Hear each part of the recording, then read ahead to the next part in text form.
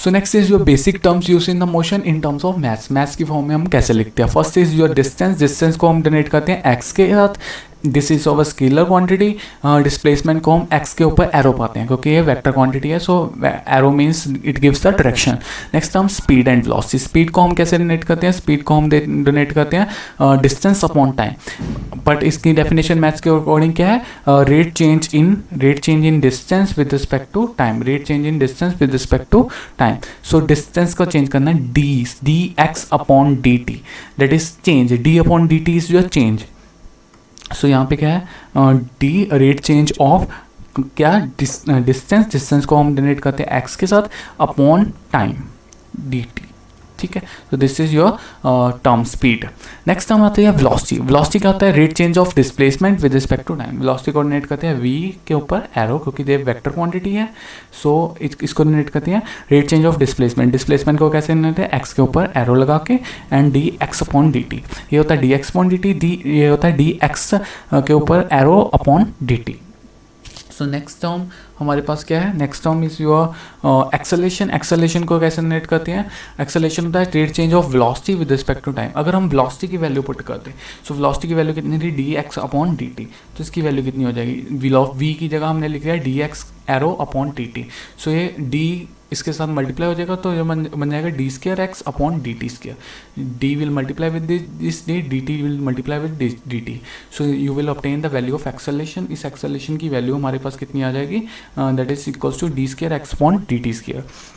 So next is your graphical representation of motion. So graphical representation देखनी है हमने motion की. So first is distance time graph. So distance और time graph कैसे बनाते हैं? सो फर्स्ट केस है हमारे पास फॉर यूनिफॉर्म स्पीड बनानी है हमने यूनिफॉर्म स्पीड के लिए. सो ये हमारे पास कैसे बनाते हैं? सपोज हमारे पास x की वैल्यू डिस्टेंस है, टाइम है. सो सपोज हमने 10 किलोमीटर कवर किए फर्स्ट सेकंड में. नेक्स्ट सेकंड में कितने कवर करेंगे? नेक्स्ट सेकंड 2 सेकंड में हम करेंगे 20, 3 सेकंड में करेंगे 30 एंड 4 सेकंड में हम करेंगे 40. तो जब हम ग्राफ प्लॉट करेंगे सो यहाँ पे कितना टाइम है? 1 2 3 4.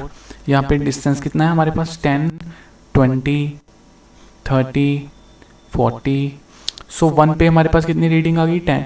2 पे हमारे पास कितनी रीडिंग आ गई? 20. 3 पे हमारे पास कितनी रीडिंग आ गई? 30.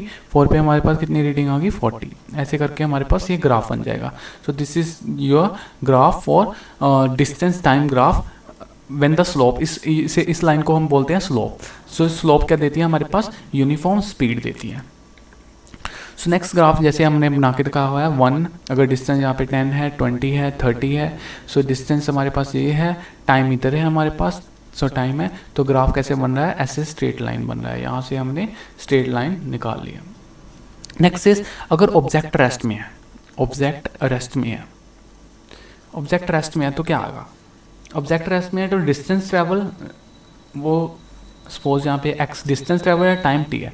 सो सपोज पहले सेकंड में वो 10 पे था, नेक्स्ट सेकंड 2 सेकंड में भी वो 10 पे रहेगा क्योंकि वो रेस्ट पे है, थर्ड सेकंड में भी वो 10 पे रहेगा. सो अगर ग्राफ प्लॉट किया जाए यहाँ पे, सो ग्राफ प्लॉट करेंगे जो यहाँ पे क्या है, नीचे हमारे पास कितना टाइम है.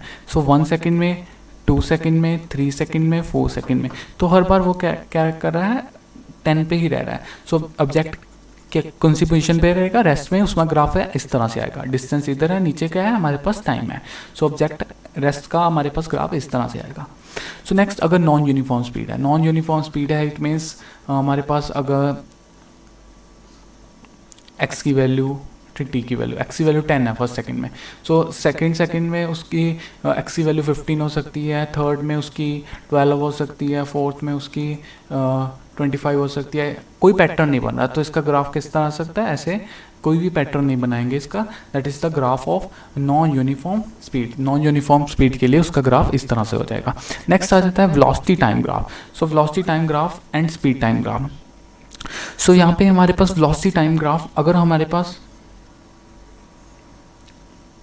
अब वेलोसिटी और टाइम का ग्राफ बनाना है हमने. So this is velocity, this is time. हमने पहले बनाना है यूनिफॉर्म एक्सेलरेशन के लिए.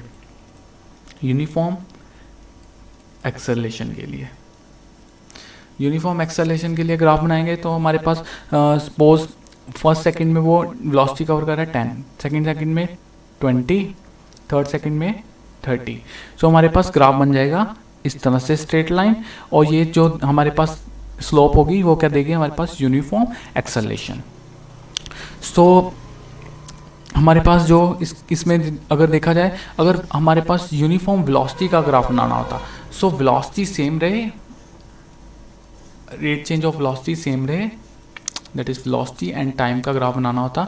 सो अगर यूनिफॉर्म वेलोसिटी का बनाना होता हमने जहाँ तो अगर एक्सेलरेशन का नाम बना के यूनिफॉर्म वेलोसिटी का बनाना होता तो हमारे पास क्या आता, जो वेलोसिटी यूनिफॉर्म है it means equal distance in equal interval of time, in equal time.